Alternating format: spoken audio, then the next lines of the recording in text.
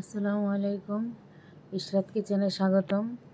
আজকে আমি নিয়ে এসেছি আপনাদের কাছে একটি শুটকির একটি ভর্তা রেসিপি। তো আমি আজকে আপনাদের শুটকি পরিষ্কার করে একটি টিপস শিখিয়ে দিচ্ছি। শুটকি যে কোনো শুটকি হোক, প্রথমে ঠান্ডা পানিতে ভিজিয়ে রাখবেন ঘণ্টাখানেক। তারপরে শুটকিটাকে ভালো করে ধুয়ে ঠান্ডা পানি দিয়ে তারপর গরম পানিতে কতক্ষণ ভিজিয়ে রেখে, কুসুম গরম পানি যেটা হাতে সহ্য হবে, তারপর সেটা ভালো করে ধুয়ে পরিষ্কার করে নেবেন। তো আমি এইভাবে শুটকিটা পরিষ্কার করে নিয়ে এখানে আমি ভর্তার জন্য প্রথমে একটি প্যান বসিয়ে কয়েকটি শুকনো মরিচ দিয়ে তারপর সেখানে রসুন পেঁয়াজ দিয়ে সরষের তেলে হালকা করে একটু ভেজে নিচ্ছি।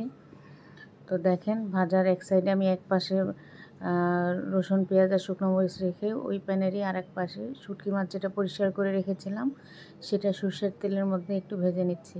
আপনারা যদি এই পদ্ধতিতে ভর্তাটা তৈরি করেন তাহলে দেখবেন শুটকি মাছের যে একটা গন্ধ থাকে সেটা একটুও গন্ধ থাকে না।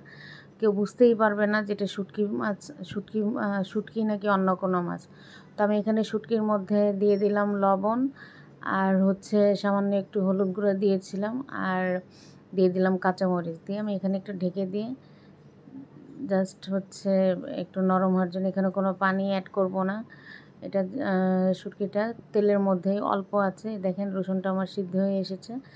যখন এগুলো সিদ্ধ হয়ে আসবে তখন আমি এখানে দিয়ে দিলাম অনেকগুলো ধনেপাতা দিয়ে আবার এগুলোকে আলতো করে একটু ভেজে নেব। এই শুটকি ভর্তাতে কোনো রকম পানি ইউজ করা হয়নি। তো আমি আজকে শুটকি বানাবো, এখানে আমার লবণ লাগবে, তো আমি আর একটু লবণ দিয়ে দিলাম। যে যার টেস্ট মতো লবণ দিয়ে দিবেন, কেউ কম খায় কেউ বেশি খায়।